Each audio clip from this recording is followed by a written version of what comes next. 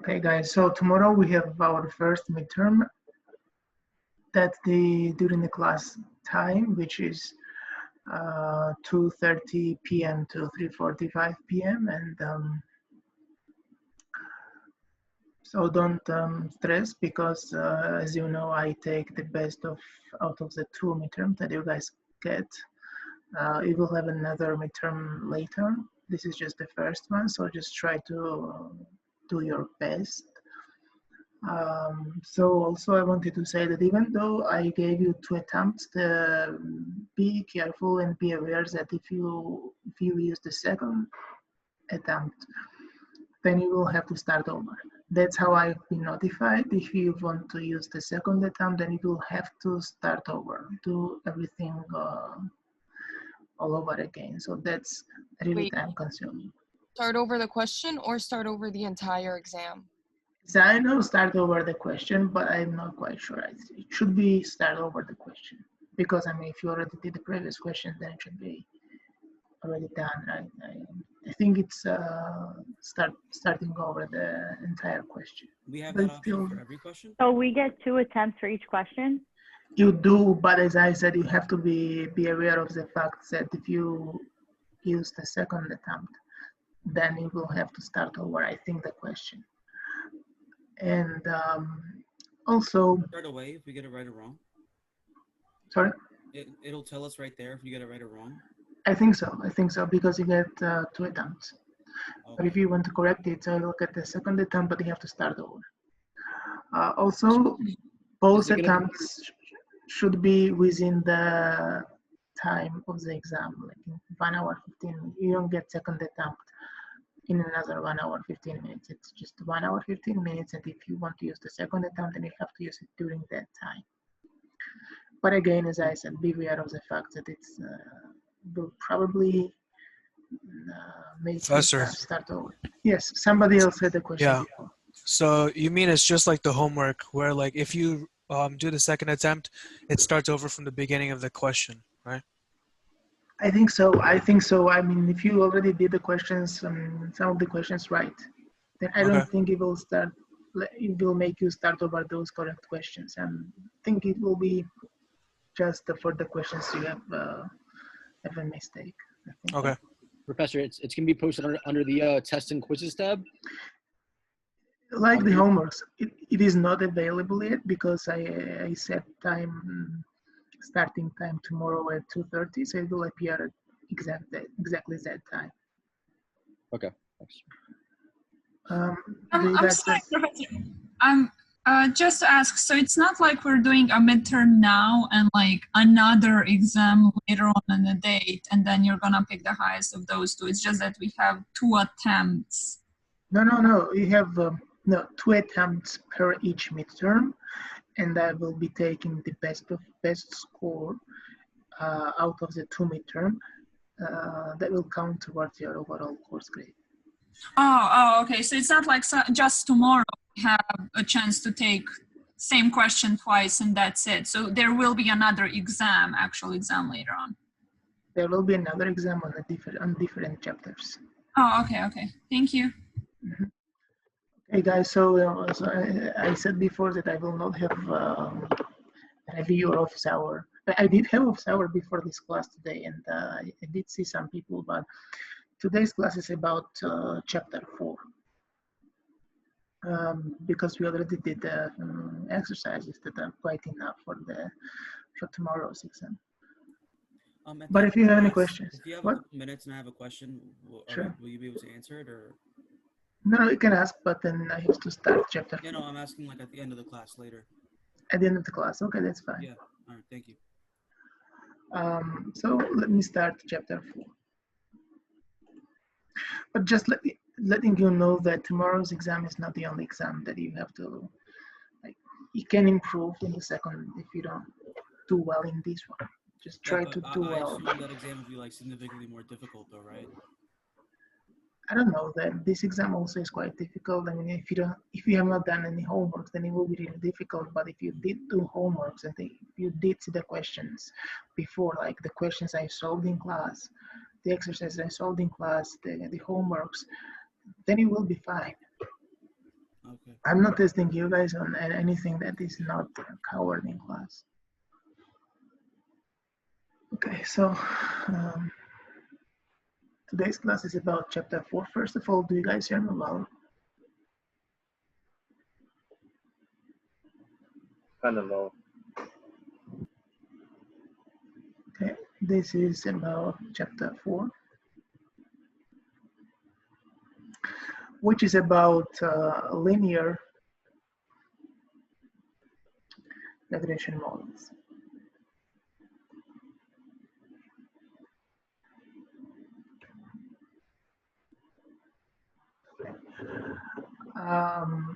So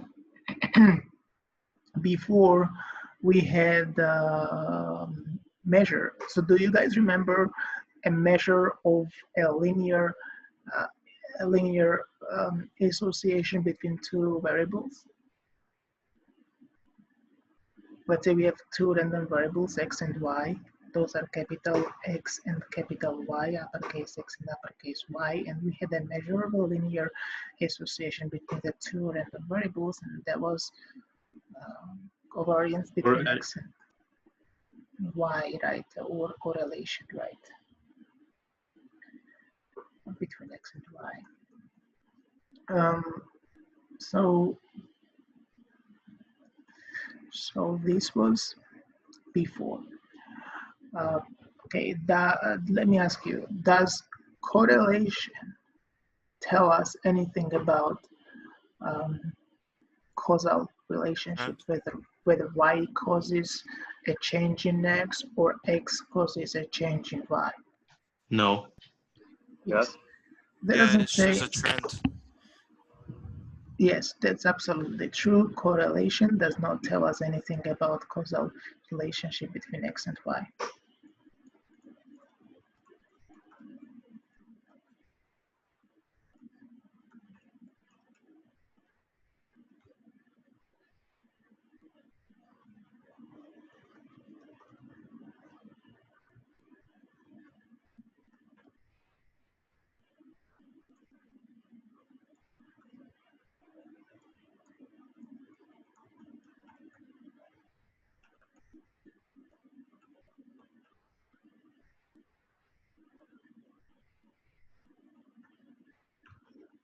But we are not, often we are not interested only in the linear association between X and Y. We are clearly, very often, mostly interested in the causal relationship between X and Y, and we have to model this, right? So we have to obtain a causal relationship. First, we have to have a model, right?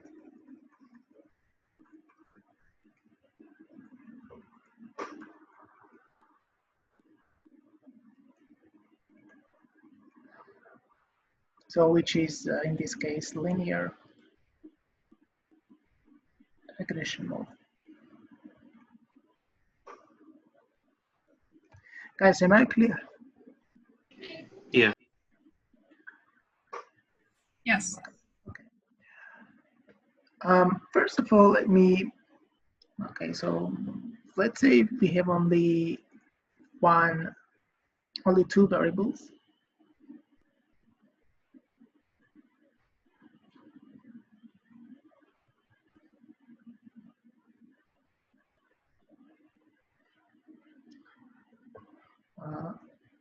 One dependent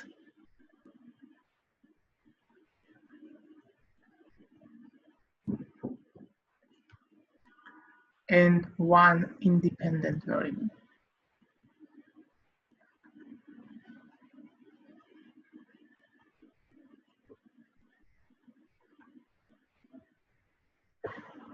Okay. And in that case, we are interested whether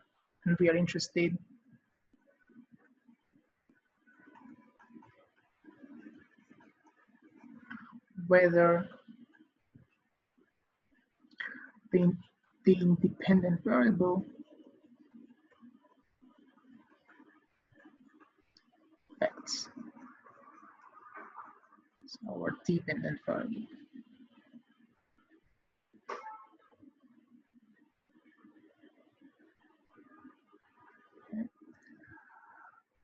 Let me give you an example. Let's say our dependent variable, say, is TS, which stands for test score. Let's say we have this for every observation in our sample. Let's say sample size is small n. And let's say our independent variable is SDR. And also we have this for every observation I. What do you do first?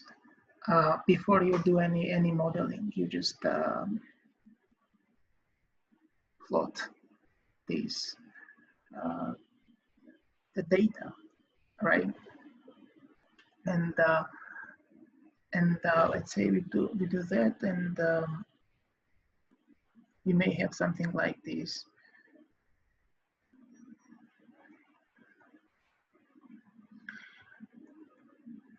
Right? Let's say we have 10 observations, which is like very small. That's not good, but for the sake of illustration and explanation, let me say that we have only 10, but you have to have at least 40, and for this even nothing, so 120 and more. Professor, Yes. I'm sorry, I just missed it. What was STR again? STR is student-teacher ratio. That's not what we had before. That's number of students over the number of teachers. Got it. Thank you.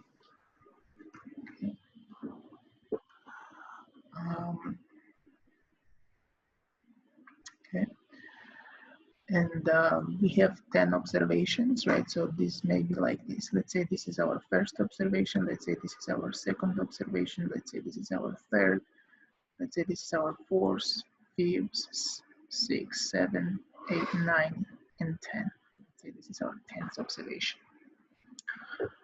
So do we see any pattern here? So if you can calculate correlation between STR and the TS.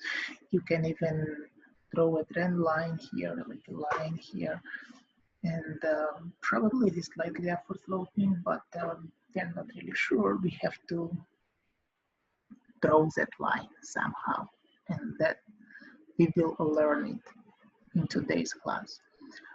Or maybe you have something like this. And then you have this kind of pattern, right? So what is the goal here? The goal here is, so we have these points. So we have 10 points, which is, that's our data, right? And the goal is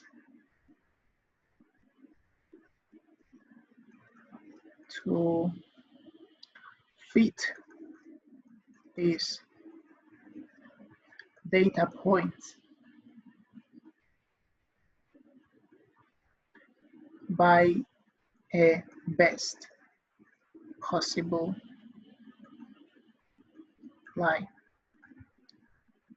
Do you guys understand what I'm saying? Yeah. I don't want to draw a line that will be like this, for example. I don't want to draw a line that will be like this. Or let's say this or something. It should be like fitting all these observations as precisely as possible. Do you see what I mean?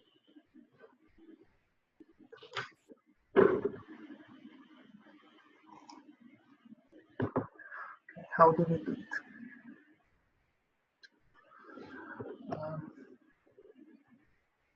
Let me redraw that here.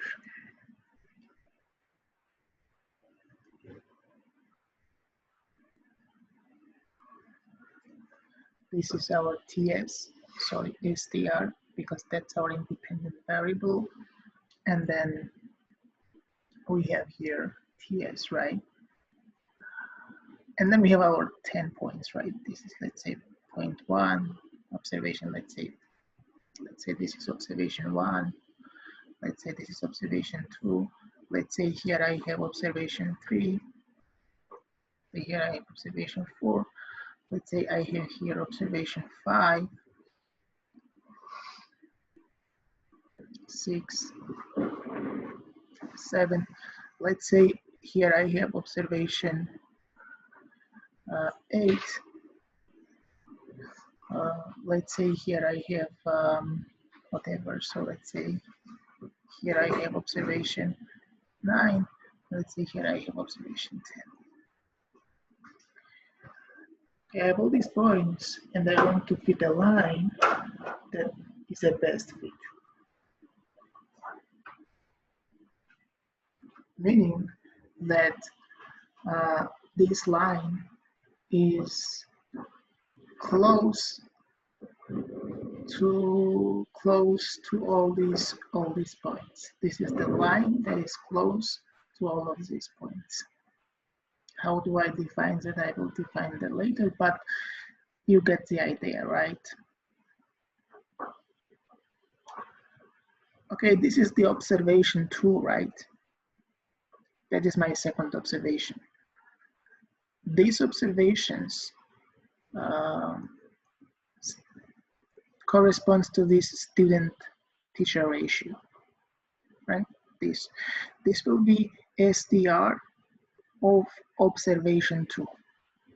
Do you guys agree with me? Yep. Of course, this observation will have its corresponding test score, right? And that's test score for this observation. But if you see, this observation 8 is, I did it on purpose. This observation has student-teacher ratio, which is exactly equal to the STR of the second observation. Just wanted you to see that. Do you see what I mean? But this observation has higher test score. Okay, this is DS of 8. And of course, you can do the same for all the other observations. And I want to put a line which is close to all these points. Up until now, am I clear? Yep. Okay. How do I fit a line? Okay. Okay. This is my sample because I said that I took a sample of 10 observations, but clearly population is consists of more observations, right? And let's say, just for the sake of illustration, let's say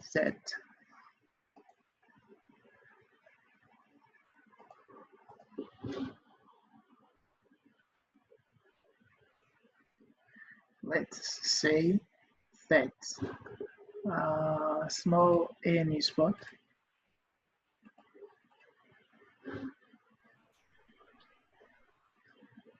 That's 10 because I already said it, right? Let's assume that this capital N is 50. Let's assume, right? And so the population will have what? The population will have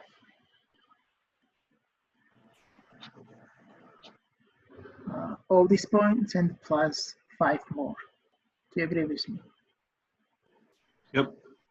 This is, let's say, 11th observation. This is 12, let's say this is 13. Say here we have, let's say 14. Say here we have whatever. This is really important. I'm not doing this like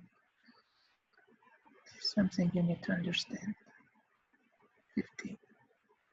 All of these green points combined with the white points represent our full population, right? Do you agree with that? Because this is an example, a simplified one, but that helps us to understand the idea. Okay, so there are these points. And of course, because all of these, but now I'm saying there are all of these points, 15 points. And you can fit a line. So that means if you were seeing all these green points, you just see the white ones. But if you were able to see these green points, then you would be able to draw a line. So that means that there is a line. This green. So let's say this line is the line that is the best fit, right, of all these 15 points. Okay, guys, we call this line population function or population line. But the thing is, do you observe this line? We don't, because we don't observe green points, right? So then, what is your goal? Your goal is to draw a line based on these white points that is closest possible to this green line. So based on the only white points, we will never be able to draw a line which exactly coincides with this green line, simply because you don't know these green points. But let's say you draw a line which is like something like, let's say this, right? Whatever you draw based on the sample points, you want to make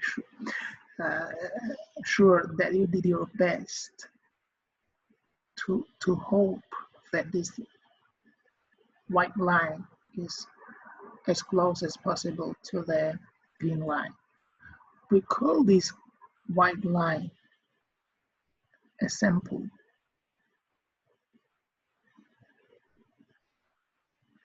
line. Guys, are you following? Yes. Yes. Very good. Okay, can you tell me what is a functional form of a line? Okay. B plus AX. Very good. But if you have like your dependent variable in this case, what is your X? Y equals No, Y. Is it Y? But our y is what? Dependent yes. on X. Yes. Our y is ts, right? So you see that, right? Because I already said, right? Ts is our y. And then, so the functional form will be what? Ts equals B plus STR. Let me call, okay. Let me call it, okay. First of all, just for the sake of illustration, I want to first do the population stuff. So TS population line will be what? TS equals beta 0, let's say, plus beta 1 times what? Right, so where beta 0 and beta 1 are what? Can you tell me? Constants. Right, but those are really true population parameters.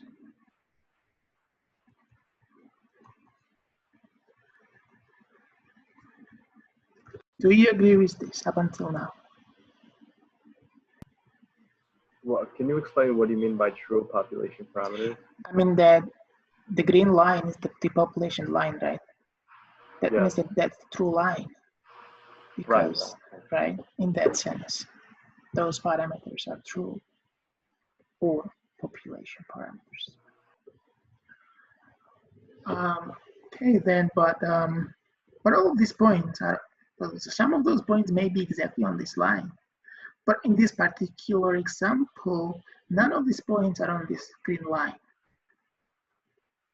right? Meaning that there are differences.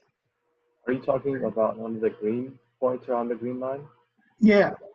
So look at this. So let's concentrate on this observation 4. Even though it's a white color, I mean, right, that is both in the sample and both in the population. Do you agree with me? Yeah, because all of these points are part of the population, right? And this point, this point 4,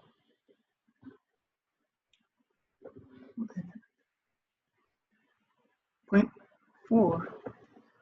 Where is point 4 exactly?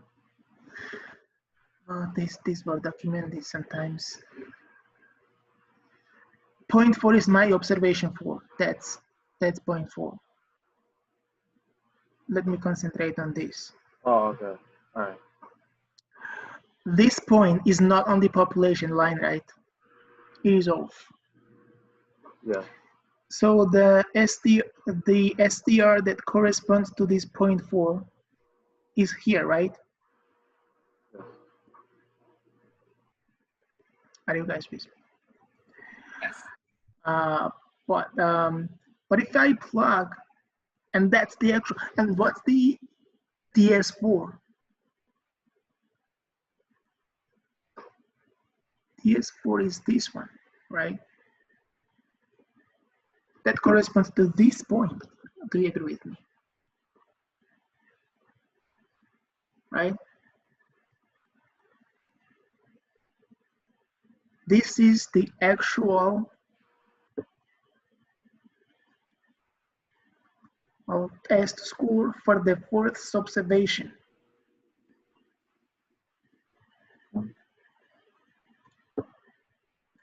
Okay? But if I plug STR4 here, let me plug STR4 here, and I will get DS4. But this will not be this DS4, this will be DS4 that is on that line. Do you agree with me?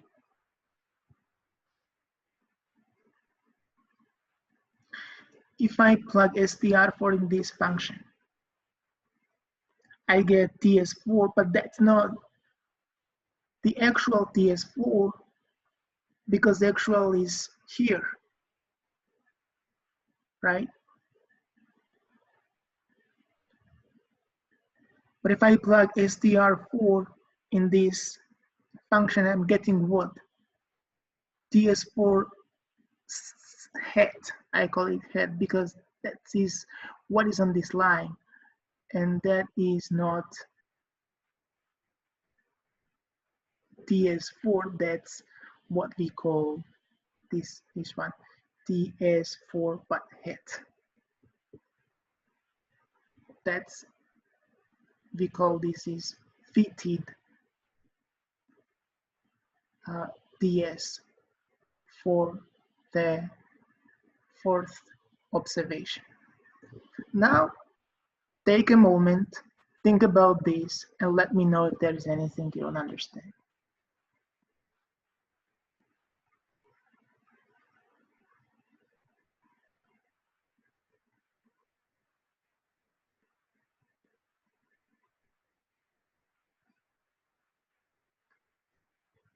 So this is actual TS for the fourth test score for the fourth observation. That's the fitted TS. And there is a difference, right, between TS4 and TS4 hat. Is this difference greater than 0 or less than 0? Greater than 0, less than 0, because it will be negative. Very good. In this example, that's less than 0, right? But what do we call this? This is an error for the fourth observation. Okay, that's our error. Or another word is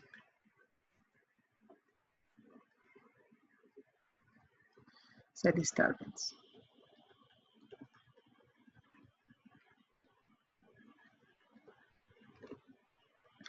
We denote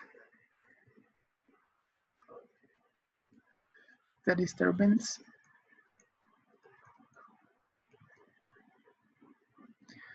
or, in other words, error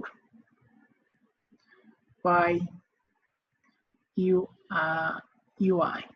This is for the disturbance for observation I. So U4 is clearly TS4 minus TS at 4. But for any observation, UI will be TSI minus TSI hat. Am I clear?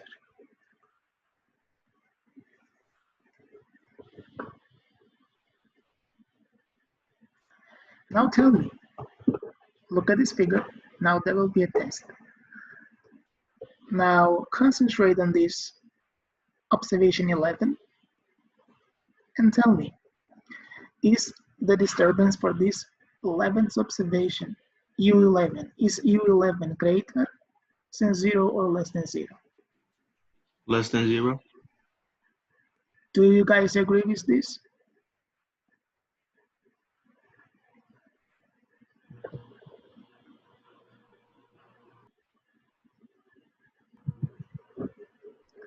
Guys, are you here? I agree. What about others?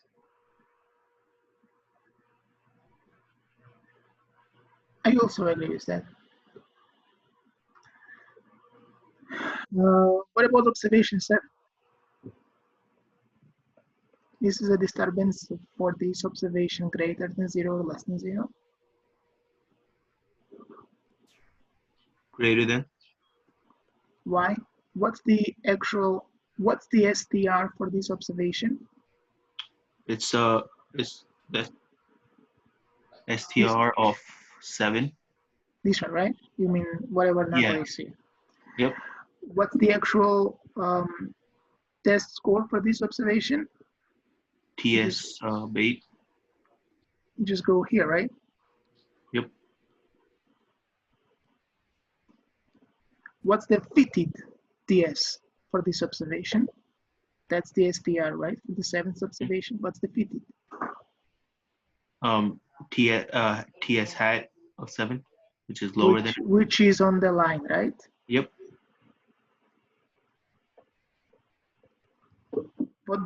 How do we denote that? TS hat of 7. Yeah. So then TS7 minus TS8 is this. This is a difference, which is a disturbance, right? That we call a disturbance, right? Mm-hmm. Now let's do the same for the sample line. Okay.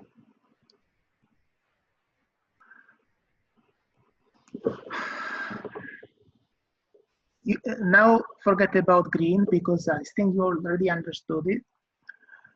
Now let's concentrate on this white line. Okay. And let's concentrate on the seventh observation, okay, but on the white, but also on the white line. Now, the TS7 will be the same, right? The actual will be the same, that's right?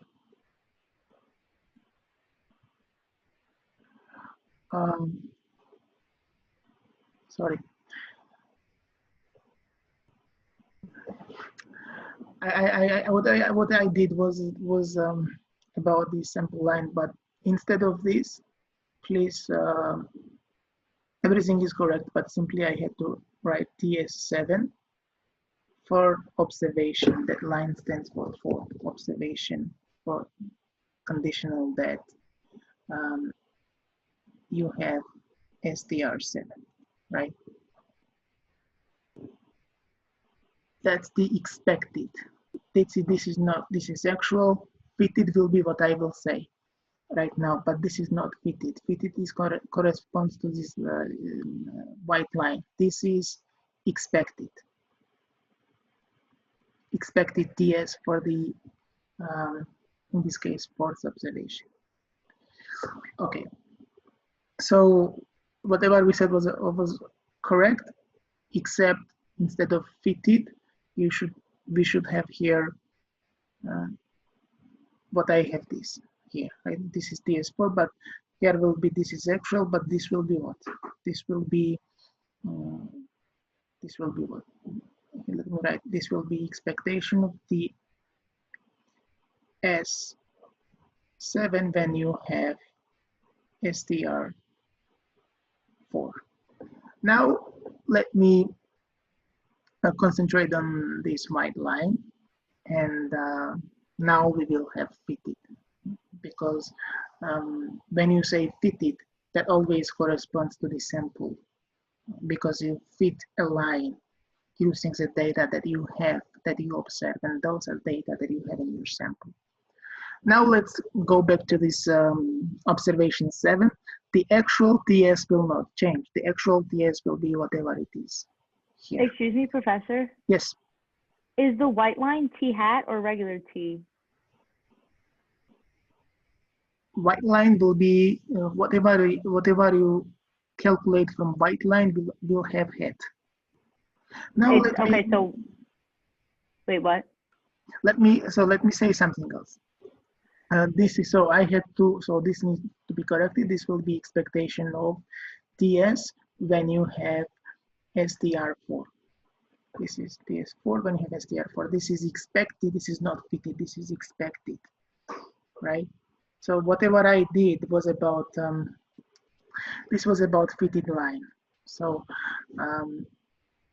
this everything is about fitted line. So I will re-explain this, guys. Whatever, this is about fitted. So this should be like, everything should be white here. But okay, for now let me erase this, and I will, where should I write it?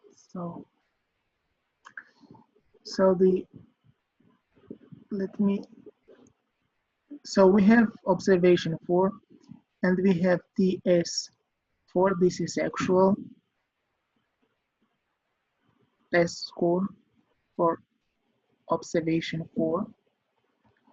And also we have expected test score, expectation of TS for the fourth observation, but this observation has STR, which is equal to STR4, right?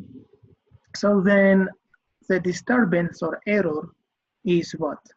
If U4 equals TS4 minus expectation of TS4 conditional that you have STR4. That's the disturbance or error, or in other words, error for observation 4. And you have clearly the disturbance for any observation I, and that's TSI minus expectation of TSI conditional that you have here. STR for this particular observation I.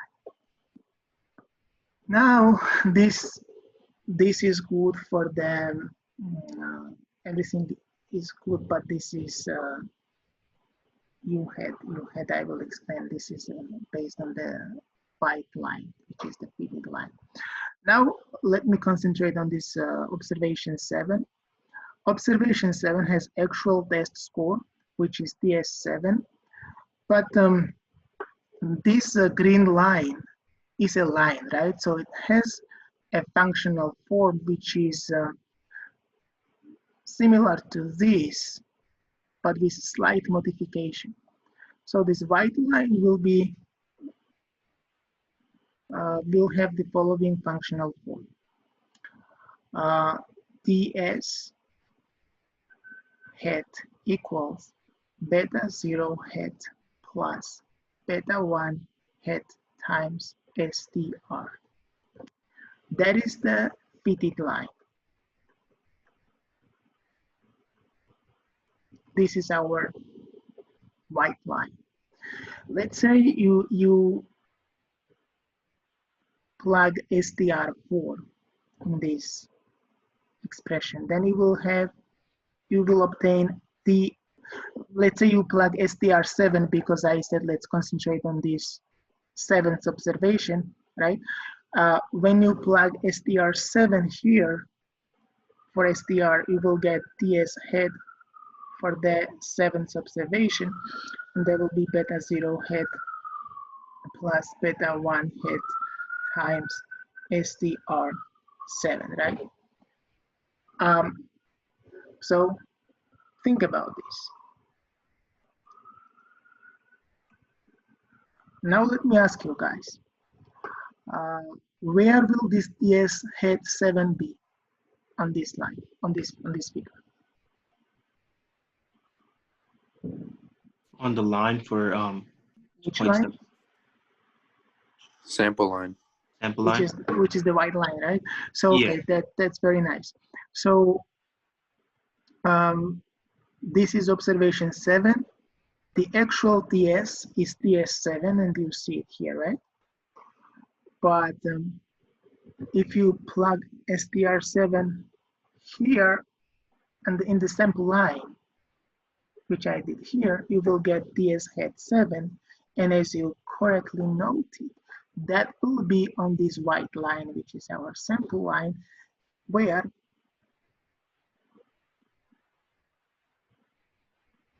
we go horizontally and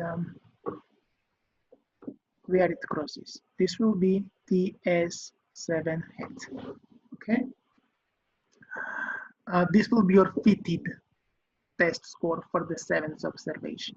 Now this is fitted TS for observation 7, right? And you have this difference. What do we call this difference? Disturbance. We call it residual,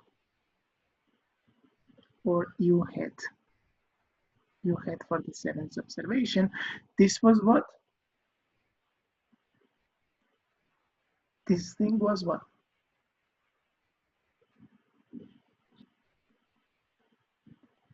So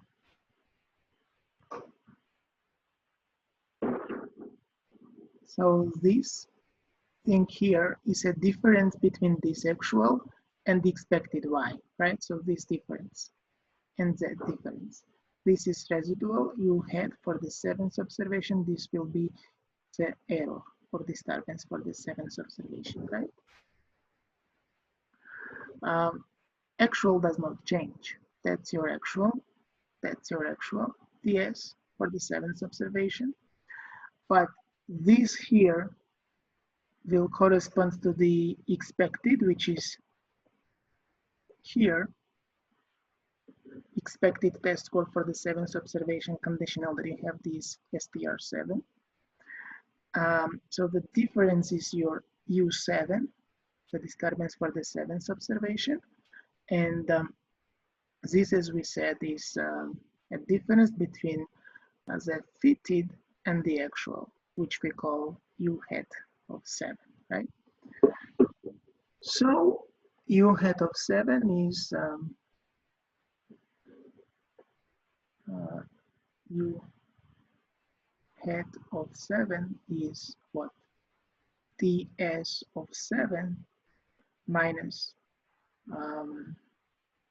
TS hat of 7. And we call this residual.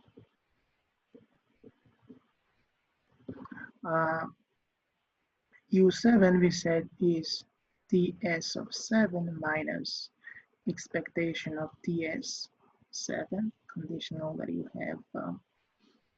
You can skip this 7 here. Expectation of TS when you have this STR of 7 observation.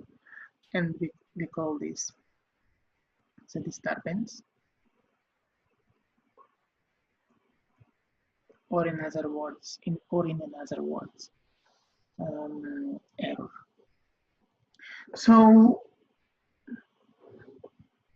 if I'm saying if UI were equal to UI hat, then what would happen? What do you think? Wouldn't that mean that our best fit line is like a population fit line? Then I think you said it right. Then this white and the green and white line will be the same. Yes. Would exactly coincide, right? Yep. But this is never the case. But we never know this.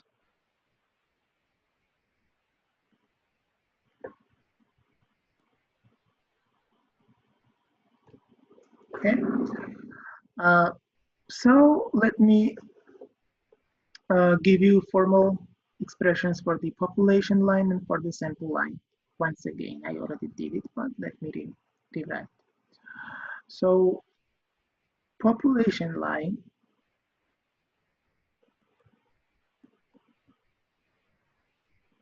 is what? Expectation of yi conditional that x equals xi, and this is what? Beta 0 plus beta 1 times xi. And the sample line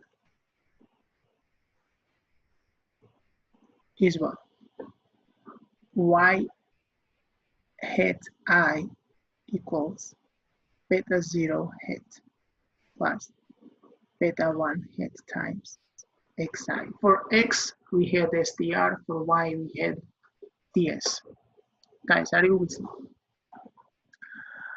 So, as you probably realized, the goal is to find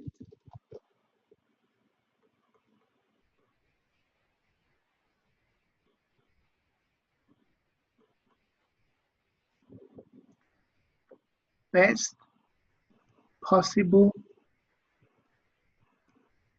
beta hat 0 and beta hat 1. Right? Why? Because if the closer beta 0 hat is to beta 0 and beta 1 hat is to beta 1, then these lines are also, the closer these lines are. Okay. And then the question is, how do we find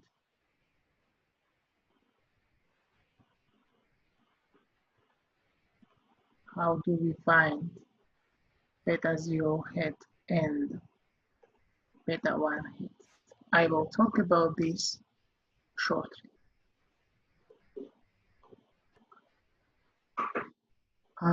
But before I talk about this, can you give me an expression for yi? So we have expressions for the expectation of yi conditional that x equals xi, which is this expression. Also, we have expression for yi hat conditional that not conditional, just y hat. But we don't have expression for yi. Can you think about the expression for yi?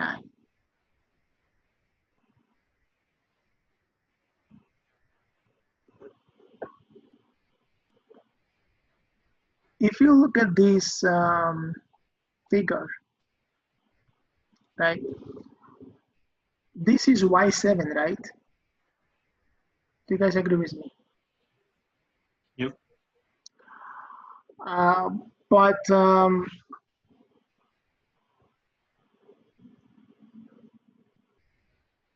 you also have this point, right? What is this point?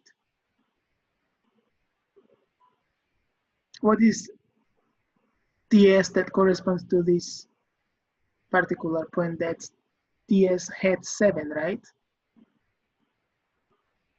Because I'm on this white line.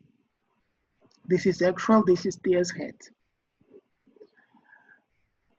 How does, in this case, okay, let's forget about this for now. How does TS7, how is TS7 related to TS hat 7?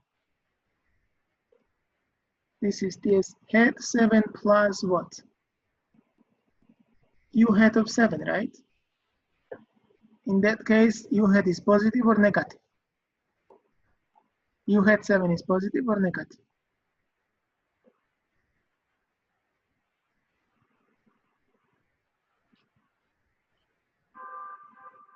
Negative. Negative, right? Because U hat 7 is U7, sorry, TS7 minus TS hat 7, and TS hat 7 here is greater than TS7, right? So then it will be like whatever is your TS hat plus minus the value of this U hat 7, right? So, but what is TS hat 7? That's beta 0 hat plus beta 1 hat times STR of 7. So then you have what? TS7 equals beta 0 hat plus beta 1 hat times STR7 plus U7 hat.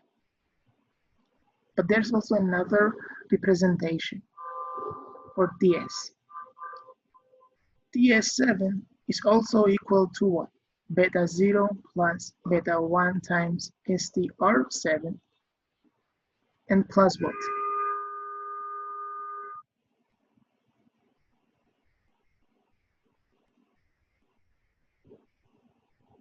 Now look at the green line. This is actual, right? That's the point which corresponds to TS7.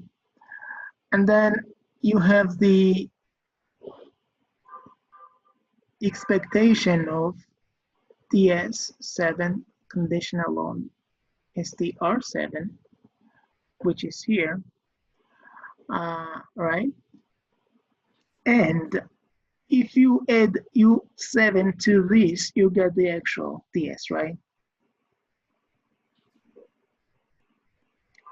Is U7 positive or negative? U7 is in this particular case positive, right?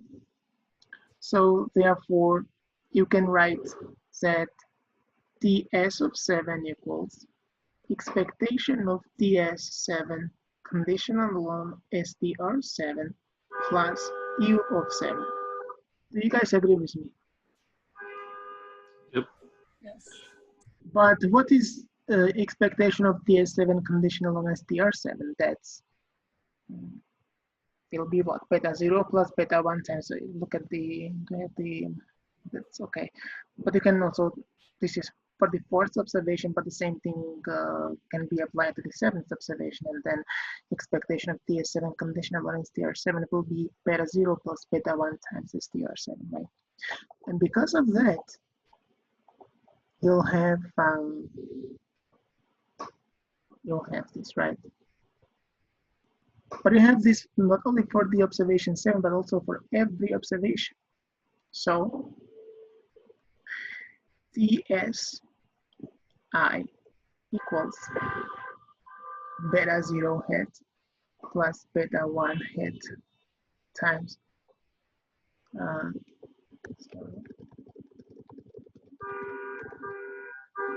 beta 1 hat times STRI plus UI hat.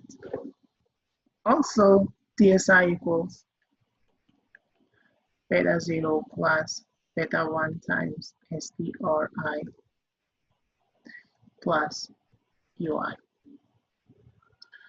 We call this population relationship.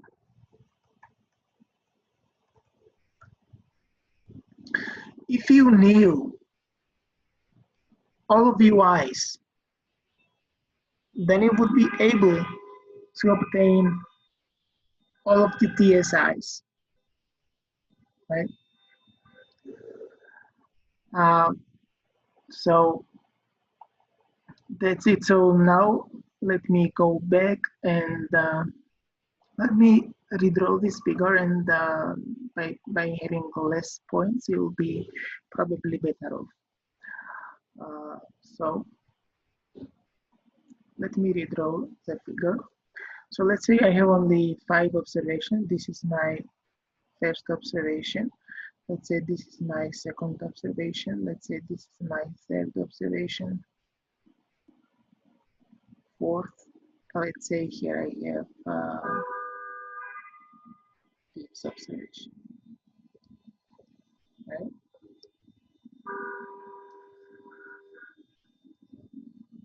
And let's say there are also 2 more observations. Let's say this is my sample. Let's say I also have additionally 2 observations, and all of these points together represent my population. Let me draw a line. Let me say this is the population line, and let me draw another line. Let's say this is the this is the sample line, right? So here will be STR of 3, STR for the third observation. What will be the actual TS for the third observation? Can you tell me? It will be this, right? Yes, of 3. This will be the actual TS, right?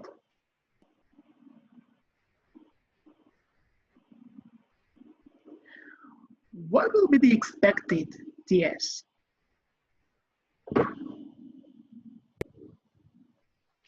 For the population or the sample? No, expected is always for the population. So let me help you. So this line has a specification. We already said it right above. This is TS conditional on STR and equals to beta 0 plus beta 1 times STR. That's the population line. Okay, and the other one is the sample line.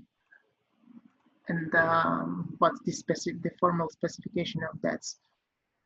Sorry, not why. In this case, I have a specific. So TS hat equals beta 0 hat plus beta 1 hat times STR. Okay. What will be the expected TS for STR for the third observation? The one on the green line, that for TS3? That corresponds to the green. So you plug STR3 where? Here, right? Yep. And you get a point on this green line, right? Yeah. And that will be what? Can you tell me? Expected TS of 3, conditional on STR3. Okay. What is this expected, right? Mm-hmm. So not STR, expected TS, right? Okay, then what will be the fitted TS for the third observation? You plug STR3 here, right? You plug STR3 here, and you get a point on this white line, right? This will be what? Can you tell me? TS hat 3. Now tell me,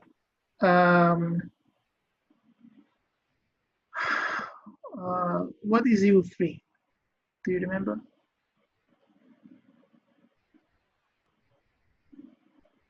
Would it be? It's the expected difference. So TS3 minus. TS3 minus. Very good, guys.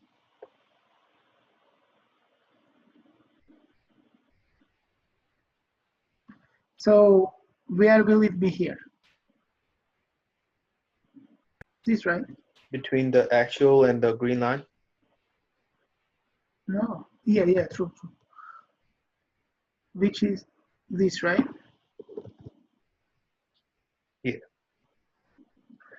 There is U3. U3 in this case is positive, right?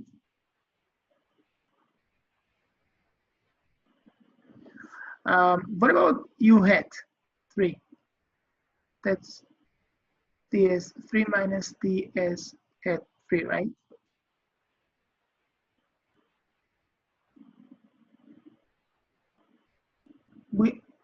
What will be that? In this particular example, it will be this difference, right? That's your U3 hat. Guys, are you listening? Yep. So that's just graphical illustration, guys. Something that you need to know before we continue. So I think this is really useful to know what we are doing. So, and as I said above, our goal is to get these beta heads that are as close as possible to the true betas, beta 0, beta 1. Okay, and then how do we get, now let's answer this question. How do we obtain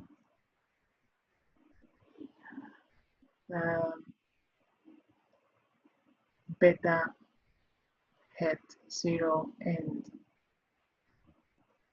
beta hat 1? We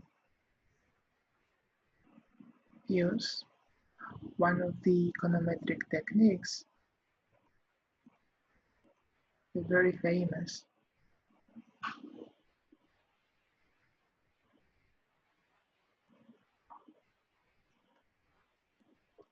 techniques,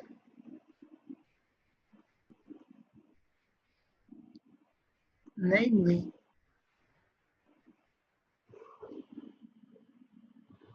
the ordinary least squares, or OLS estimation,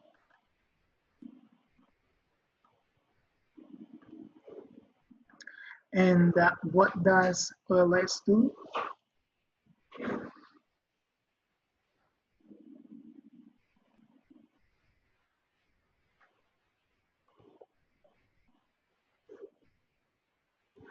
Answer is minimizes the sum of squared residuals. Formally, we can write it that way. The problem is, can you scroll up a little bit? Sure.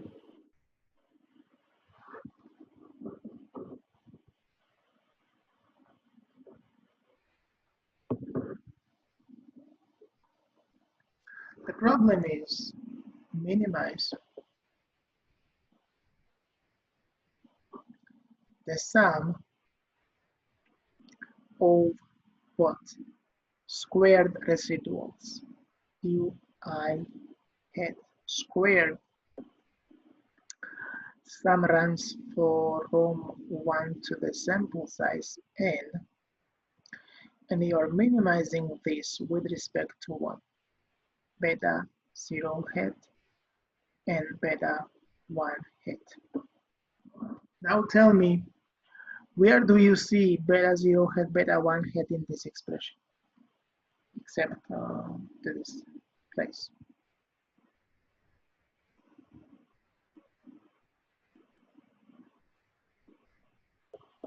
It is inside U hat, right?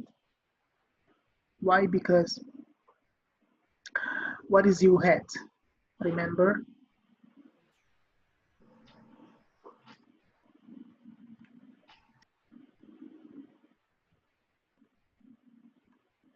Do you agree with this?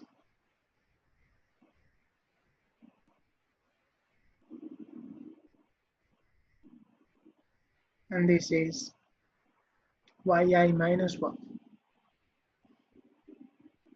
Beta 0 hat plus beta 1 hat times xi. So that is your u hat. So that then the problem becomes minimize the sum of squared residuals, but the residual is this.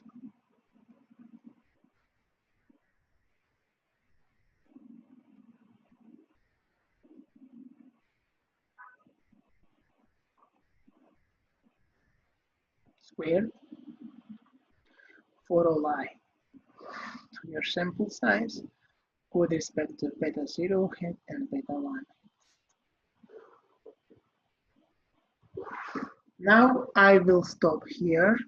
I will just let you process this and ask me any questions that you may have about anything I explained today.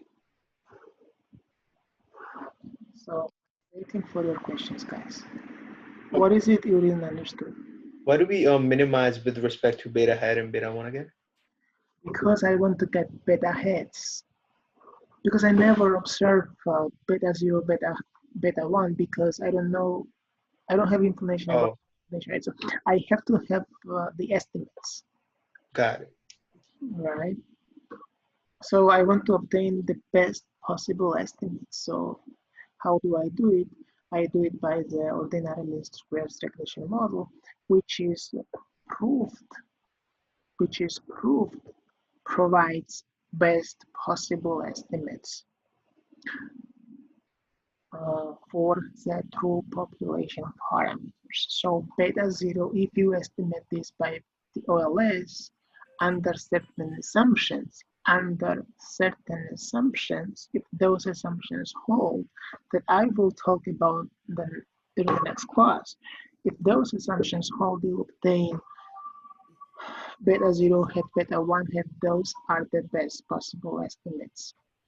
Got it. Thank you. Of the beta 0, beta 1. I will talk about the assumptions next class, which is not tomorrow because tomorrow you guys have the exam. It will be on Monday next week. Professor, yeah, sure. Can I ask you a question about a topic on the exam tomorrow, or? I think you can. I mean, if, because I will go back to this chapter later as well, so you will understand everything you are supposed to understand. Even if you feel that this is little too much, that's okay, because you will realize it's pretty simple over time. No, okay. I had a question regarding the previous, a topic for the exam tomorrow I'm talking about. Sure, let me, yes, ask. Oh, okay. I'm kind of confused about when to use which particular p-value formula. Could you clarify that one more time for me, please? Okay, good. So you probably mean if so today's class is finished. I'm just answering your questions, right, on the exam. So it really depends on the test, on your hypothesis. If you have one-sided test, then the p-value will be on the either side. So if you have left-sided test, then the p-value will be here, where this is your test statistic. Okay. If you have right-sided test, then the p-value will be here, and this here is your test statistic. If you have two-sided test, then the p-value is z area plus z area, where this is your test statistic, and this will be clearly minus test statistic, right? Okay. So yeah, so that two-sided one, that's only multiplied by 2. I know that. But which Yeah. one do we subtract by 1? So it really depends on you. It's like if you want to, so let's say you have a test statistic, right? Yeah. Your test statistic can be positive or can be negative. So if you have, let's say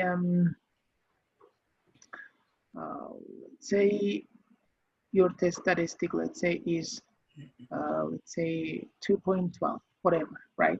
Okay. Is on the and so because here is 0, right? This is standard normal, so here you have 0. So the 2.12 will be on the side, right? Okay. Okay, then what's the p-value? But let's say you have two-sided test. What's the p-value then? Can do it like this. I can either say this. Okay, first of all, what's the p-value? After calculating the sum of these two areas, right? Because that's the p-value, right? How can I do it? I can do it in a few ways. First, let's say the table 1 gives me probability below sum z, right? So what I could do here would be like this: 2 times 1 minus probability that z is less than 2.12. You could do that, or you could also, but this is exactly equal to 2 times probability that z is less than minus 2.12. Oh, so you just put the negative. Whatever makes you more comfortable. Okay, I see. So it's either you put the negative in front of the absolute value or you just do 1 minus. Is that how it works? That's exactly right. Okay, all right. Okay, thank you. What else, guys? I can stay for a few more minutes if you have questions. Professor, would you be able to go over law of iterated expectation? Yeah, but that's not a part of the exam tomorrow. Oh, okay, got it. I will explain that, but it's a really useful concept. I mean, in chapter 2, empirical homework, you do have to do that, if I remember. I will go over that spot, but we don't have the exam. The exam is not on that. Got it. Thank you. Okay, what else, guys? Can you go over the least square estimator? Chi-squared? Least squared estimator. Least squared estimator, okay. But you know that's not part of the exam, right? Oh, it isn't?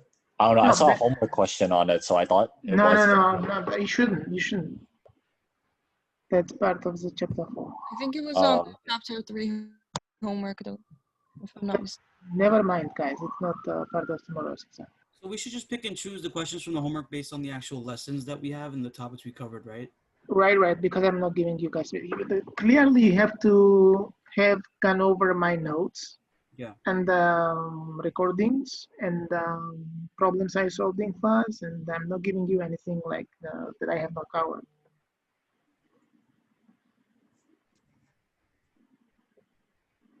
Anything else? Professor, I may miss this part, but how many questions do you post are in the midterm? That's on the CUNY Blackboard too, but of course I can say it's 18 questions, and out of those 18, 12 are multiple choice, 6 are analytical. So 20 multiple choice and 6 No, analytical. 18. Oh, 18 multiple choice and 6 analytical, right? No, 18 questions in total, 12 multiple choice, and 6 analytical. So in total, we have 18. Okay, all right. So when you say multiple choice, you mean that you don't have to fill in any of the blanks with numbers for those?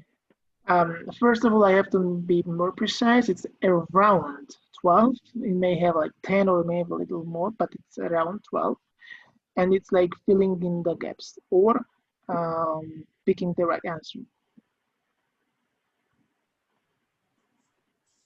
Okay, so then what's the analytical if you can fill in the gaps in the multiple choice? That's a good question. So when so I have to be more precise. Like by filling in gaps, I mean that sometimes you have 4 possibilities and you have to pick 2.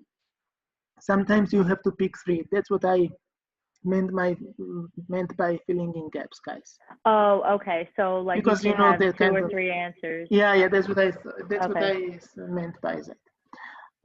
And picking, or you may have to pick 1. So you had that kind of exercises you had in the homework, where you had to like get 4 Right. options.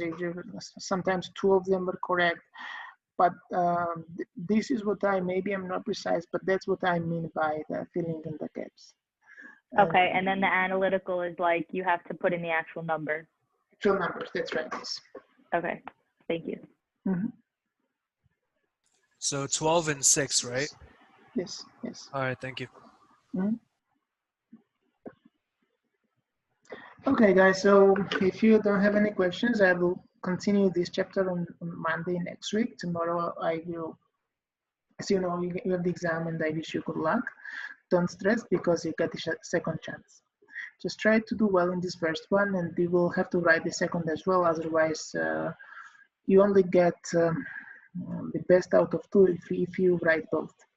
But just try to do your best tomorrow. If not, then you can also improve next time. Okay, guys, I wish you a good day. Have a good day and good luck tomorrow. Thank you. Okay, Professor. Thank you. No worries. Thank you. No problem.